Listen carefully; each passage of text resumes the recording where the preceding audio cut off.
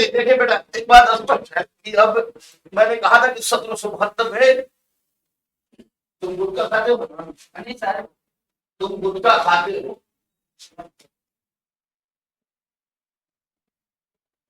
और गुटखा खाओ या गू खा, तीनों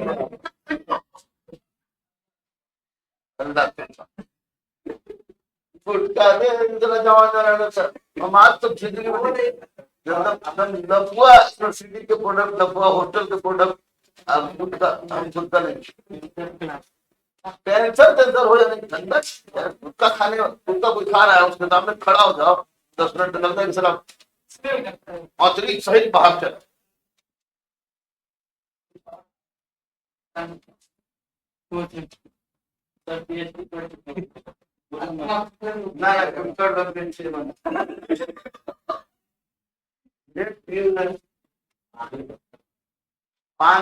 सामने after finishing the class, देखिए तो हुआ क्या कि अब 1772 में तो खत्म हो गया ये आपको द्वैत शासन। जब द्वैत शासन खत्म तो सारी की सारी प्रशासनिक व्यवस्था किसके पास आ गई? कंपनी के पास। तो अब कंपनी के सामने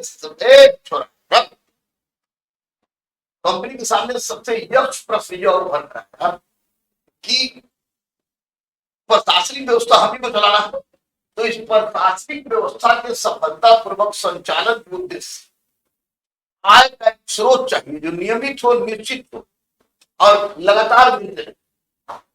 तो उसी के क्रम में वारेन हेस्टिंग्स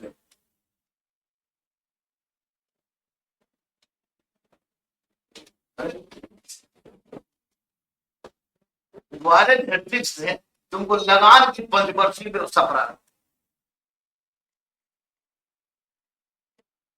लगान की पंचवर्षीय व्यवस्था प्रारंभ, पंचवर्षीय व्यवस्था, ठीक है।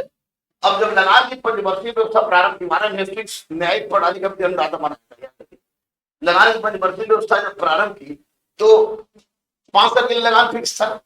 तो होता क्या था, इसमें जो लगान वसूलने वाले थे वो लगान वसूले मान लें 100 रुपये, तो 100 रुपये में से बहुत सारा राशि अपने पास रख और बचा हुआ 80 रुपये मान लिया लौटाया, 20 रुपये रख लिया अपने पास, 80 रुपये लौटाया, और लौटाने के बाद वेतन अलग से लेते, बीच में घपलाबाजी के तो अलग है और वेतन भी देते। तो ईस्ट इंडिया कंपनी जितना सोची थी कि इतना लगान हमको मिलना चाहिए, मिलेगा, उतना मिल नहीं पाता था। इसलिए वारेन हेस्टिंग्स ने पंचवर्षीय व्यवस्था लागू की और फिर पंचवर्षीय व्यवस्था को इसने हटा दिया। तब एक वर्षीय लगान की व्यवस्था प्रारंभ की, एक वर्षीय लगान की व्यवस्था प्रारंभ, एक वर्षीय लगान की व्यवस्था प्रारंभ, लगान की व्यवस्था प्रारंभ। और एक वर्षीय लगान की व्यवस्था में क्या था? एक वर्षीय लगान की व्यवस्था में आवाज नहीं जा रही थी,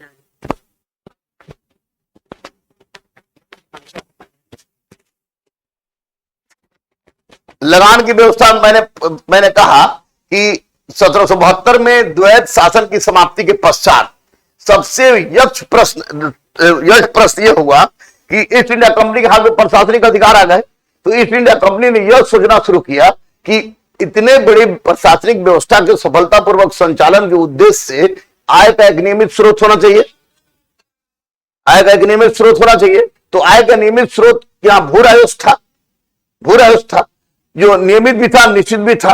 तो उसी क्रम में वारेन हेस्टिंग्स ने तुमको लगान की पंचवर्षीय व्यवस्था प्रारंभ की, लेकिन लगान की पंचवर्षीय व्यवस्था क्रम में जो वसूलने वाले थे वे बहुत सारा अंश अपने पास रख लेते थे और वेतन भी लेते थे। तो जिसके कारण बस ईस्ट इंडिया कंपनी को जितना मिलना चाहिए था उतना नहीं मिल रहा था। इसलिए वारेन हेस्टिंग्स ने लगान की पंचवर्षीय व्यवस्था समाप्त की और तब उसने लगान की एक वर्षीय व्यवस्था प्रारंभ की।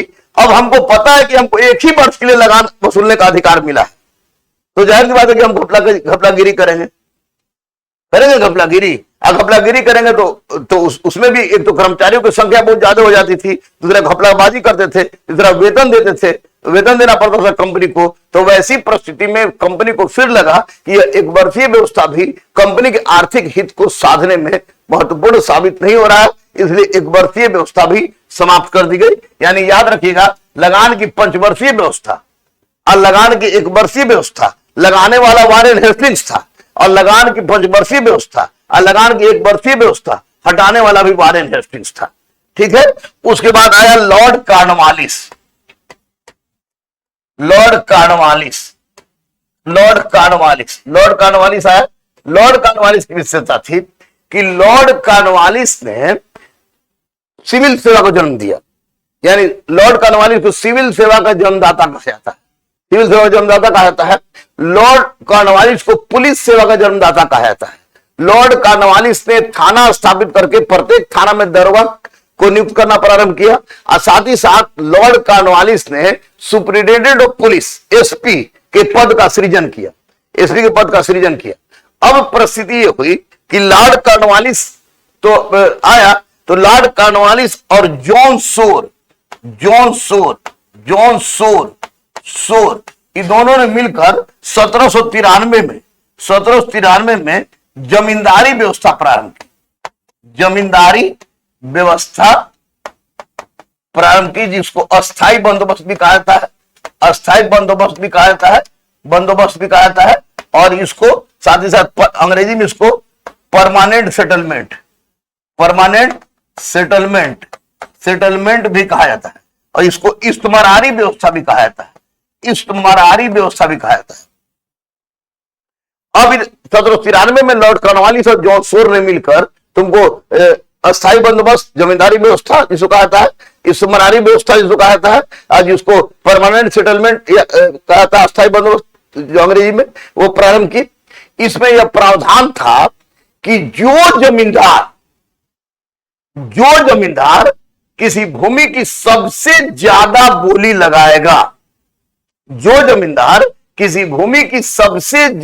बोली लगाएगा, उसे जमीन का पट्टा, मतलब मालिकाना हक, उसे जमीन का पट्टा अस्थायी रूप से दे दिया जाएगा। और जब तक वह लगाई गई बोली नियमित रूप से चुकाता रहता है, तब तक उसके हाथ से भूमि नहीं छीनी जाएगी, और बिना न्यायालय के हस्तक्षेप के इसमें किसी भी तरह का फेरबदल नहीं किया जा सकता है। इसे तो कह दिया। अब इसमें था कि 8/9 भाग कंपनी को देना था। किसको देना था? कंपनी को देना था। 1/11 भाग जमींदार को देना था। इस व्यवस्था के अंतर्गत भूमि का स्वामी, भूमि का मालिक जमींदार को मान लिया गया। भूमि का स्वामी किसको मान लिया गया? जमींदार को मान लिया गया। ये यहां तक तो हो गया, कोई दिक्कत नहीं। अब प्रॉब्लम ये हुई कि मान लिया कि बिहार का जमीन है और कोई बंगाल का जमींदार सबसे ऊंचा बोली लगा दिया, तो जमीन तो उसके हाथ में चली गई। अब बंगाल से बार बार बिहार आके भूमि व्यवस्था देखेगा नहीं, इसीलिए उसने किया क्या कि जैसे बंगाल का जमींदार था, वो किसी और जमींदार को चुन लिया। यानी मेन जमींदार है तुमको बंगाल का, मेन जमींदार कहां का है? बंगाल का। ये और चुन लिया,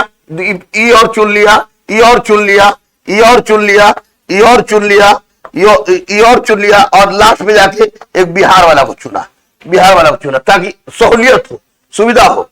तो हुआ क्या कि जमीन एक ही है, जो मूल जमींदार एक ही है, जिसको किसी भी परिस्थिति में 8/9 भाग कंपनी को देना है, 1/11 भाग अपने पास रखना है। जब यह इसको देगा कि तुम एक काम करो, 8/9 भाग कंपनी को दे देना, 1/11 भाग हमको देना, अब आगे तुम समझो, तो ये भी रखेगा, तो ऐसी परिस्थिति में आपको सामंतीकरण की व्यवस्था हो गई। यानी अलग अलग सामंत पैदा हो गए, और सबने अपना अपना हिस्सा रखा। तो स्वाभाविक था कि ईस्ट इंडिया कंपनी को 8/9 भाग मिल रही थी, 1/11 भाग जमींदार को भी मिल रहा था, लेकिन अन्य जो लोग बीच में मार ले रहे थे, इसलिए सबसे ज्यादा दबाव किसको पड़ रहा था? किसान पर। किसान की स्थिति दयनीय हो जा रही थी, किसान परेशान था। अब प्रॉब्लम यह था कि बाढ़ आएगा, सुखाड़ आएगा, अकाल आएगा या किसी तरह की प्राकृतिक विपदा आएगी जिससे आपको भू राजस्व जो जमींदार लगाया है बोली वो तो चुका पाने में समर्थ नहीं है, तो वैसी परिस्थिति में जमींदार क्या करेगा, जब नहीं चुका पाएगा तो फिर छोड़ देगा, तो ऐसी परिस्थिति में ये जो थे इसके जो जमींदार थे वे जमीन उनके हाथ से निकल गई, किसान को भी हटा दिए। एक बात हो गई। दूसरी सबसे महत्वपूर्ण बात यह हुई कि ईस्ट इंडिया कंपनी को एक निश्चित राशि मिलनी शुरू हो गई। आज जब निश्चित राशि मिलनी शुरू हो जाएगी, जैसे आप लोग नौकरी करोगे तो आप लोग का वेतन फिक्स होगा कि इतना वेतन मिलेगा, तो उसी वेतन के हिसाब से अपना बजट आप तय कीजिएगा कि बाल बच्चा को इतना पढ़ाना, दूध का इतना खर्च, खाना का इतना, रहने का इतना, फलाना का इतना, कपड़ा का इतना, सब बजट फिक्स कीजिएगा। तो ईस्ट इंडिया कंपनी को जो फिक्स हुआ कि इतना मिल जा रहा है उसको हर एक साल, तो हर एक साल तो उसने क्या किया कि उसके हिसाब से अपना बजट तैयार करना शुरू किया। यह बंगाल, बिहार, उड़ीसा, उत्तरी कर्नाटक और बनारस के क्षेत्रों में लागू था। बनारस क्षेत्र में लागू था। कुल भूमि के 19% क्षेत्रों पर लागू था। कुल भूमि के 19% क्षेत्रों पर यह लागू था। कुल भूमि के 19% क्षेत्रों पर यह लागू था। कोई दिक्कत नहीं इसमें। तो अब देखिए, मैंने जो प्रारंभ की, मैंने कहा कि 1772 में आपको 1772 में द्वैत शासन की समाप्ति के पश्चात वारेन हेस्टिंग्स ने पंचवर्षीय और एक वर्षीय लगान की व्यवस्था प्रारंभ की। ये दोनों व्यवस्था कुछ तकनीकीगत कारण के कारण असफल हो गए। परिणाम स्वरूप 1793 में कॉर्नवालिस और जॉनसोर ने मिलकर अस्थायी बंदोबस्त लागू किया। अस्थायी बंदोबस्त को जमींदारी व्यवस्था तथा इस्तेमारी व्यवस्था के नाम से भी जाना जाता है। इसका अंग्रेजी में नाम परमानेंट सेटलमेंट है, इसलिए इसको अस्थायी बंदोबस्त भी कहा जाता है। इसमें जो जमींदार सबसे ज्यादा बोली लगाता उसे जमीन का पट्टा अस्थायी रूप से दे दिया जाता था। जैसे आज तारीख है कितना, 26, तो 26/7/2022 को अगर हमने बोली लगाया तो हमको 26/7/2023 को सूरज डूबने के पहले लगाई गई बोली चुका देना पड़ता। इसी कारणवश इसको सूर्यास्त के नियम के नाम से भी जाना जाता है। इसमें कंपनी को 8/9 और जो जमींदार ने बोली लगाया है उसको 1/11 भाग अपने पास रखना था। बंगाल, बिहार, उड़ीसा, उत्तरी कर्नाटक और बनारस के क्षेत्रों में लागू था, यानी कुल 19% क्षेत्रों में यह व्यवस्था लागू थी। इसके अंतर्गत कंपनी को अगर एक निश्चित और नियमित मात्रा में लगान मिल गई जो उसको बजट तैयार करने में महत्वपूर्ण हुआ, तो उसी तरह तुमको कंपनी को एक और महत्वपूर्ण हुआ कि नए जमींदार के रूप में एक ऐसे जमींदार का वर्ग कंपनी के साथ हो गया जो संकट के समय में कंपनी के लिए बहुत बड़ा तड़ी चालक के रूप में काम करता था। कोई दिक्कत इसमें? कोई क्वेश्चन, प्रश्न? राम करे ऐसा हो जाए, तेरी निंदिया मुझे मिल जाए, मैं सोऊं तू जागे जागे जागे जागे। टोपिया वाला तेरछा मार रहा है।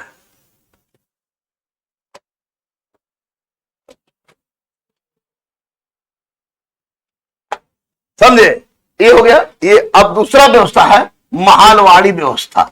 महालवाड़ी व्यवस्था इसका प्रतिपादक था हॉल्ट मैकेंजी। और यह जो था तुमको, ये जो हुआ 1830 में मध्य भारत और पंजाब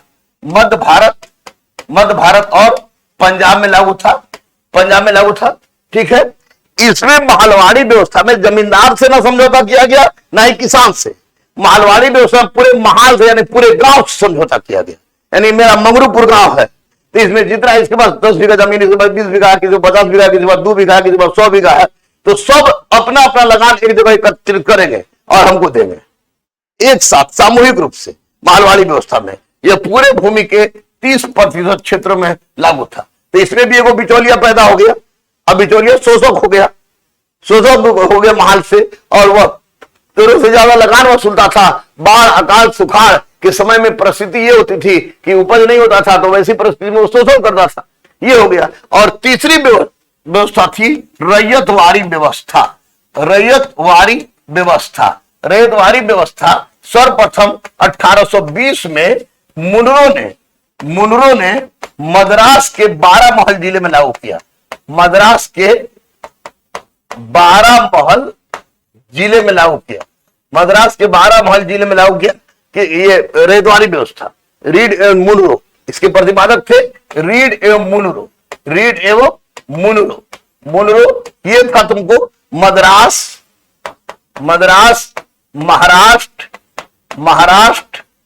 और महाराष्ट्र अहमदनगर जिला मुख्य था, अहमदनगर जिला, और साथ ही साथ यह तुमको असम में भी लागू था।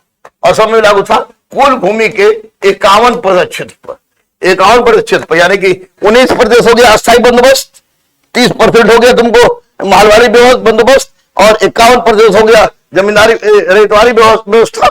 रैयतवारी व्यवस्था में ना तो जमींदार से, ना महाल से, गांव से, अपितु डायरेक्ट किसान के साथ समझौता किया गया कि किसान 1/3 भाग प्रति वर्ष अपने भू राजस्व का कंपनी को देगा, और इसके अंतर्गत सबसे बड़ी घटा यह हो गई कि जब जमीन का मालिक किसान हो गया तो जमीन बेचना, गिरवी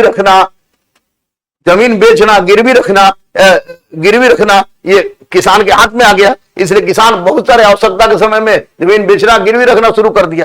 भूमि बेचना हमारे यहाँ खराब माना जाता है, इसलिए बाढ़, अकाल, सुखाड़ के समय में जब लगान देने लायक पैसा उसके पास नहीं होता था, तो इसी समय सूदखोर और महाजन उभर कर आए, जिन्होंने किसानों को अग्रिम राशि देनी शुरू की सूद के ऊपर।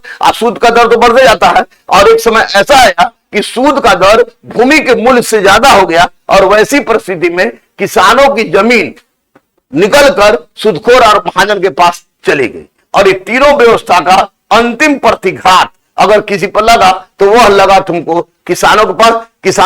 अब ऐसी परिस्थिति में किसान भूमिहीन श्रमिक के रूप में परिवर्तित हो गए। यही था नई भू राजस्व व्यवस्था जो ईस्ट इंडिया कंपनी के द्वारा लागू किया गया 1772 में द्वैत शासन के समाप्ति के पश्चात। कोई दिक्कत, परेशानी, कठिनाई, समस्या, तकलीफ? इलू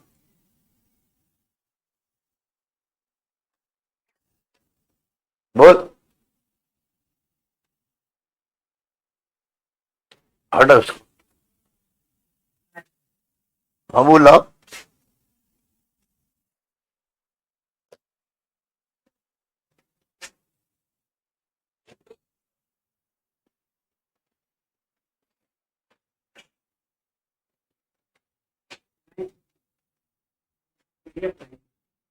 पीढ़ी दिनों भू राजस्व, कल धन का पलायन, ग्रामीण ऋणग्रस्तता, कृषि का वाणिज्यीकरण और रेलवे का विकास, ये चारों टॉपिक कल बता देंगे। ये तीनों से अधिक यूपीएससी तक में कहीं नहीं पूछेगा जो आज बताया है, और कल 4 टॉपिक खत्म करेंगे, उसके बाद आगे बढ़ेंगे। अभी हम लोग सेलिब्रेट करने जा रहे हैं राजा का बर्थडे, और आपसे नम्र निवेदन है कि दूर दराज में रहने वाली बेटियां और बेटे जो पटना आ पाने में सक्षम नहीं है, पढ़ पाने में सक्षम नहीं है, वैसी परिस्थिति में किसी तरह का चाइनीज मोबाइल क्यों न खरीद ले, और Rahman M civil service YouTube channel को ज्यादा से ज्यादा सब्सक्राइब करें, ज्यादा से ज्यादा शेयर करें, ताकि सही इतिहास, वास्तविक इतिहास के शिक्षक के द्वारा नहीं, इतिहास के छात्र के द्वारा उनके पास पहुंच सके, और भारत को समझ सके, भारत मां को समझ सके, भारत को एक राष्ट्र के रूप में समझ सके, और भारत की रक्षा के लिए कटिबद्ध रहे। तो आप लोग Rahman M civil service YouTube channel को सब्सक्राइब करें, शेयर करें, ताकि ज्यादा से ज्यादा हम अपने ज्ञान को ज्यादा से ज्यादा लोगों तक पहुंचा सके, और एक अद्भुत भारत, पढ़ा लिखा भारत, कलम से क्रांति लाने का प्रयास कर सके। अभी राजा का बर्थडे है, तो राजा का बर्थडे में केक हम लोग काट लेते हैं। आए मुन्ना सर, पिघल गया।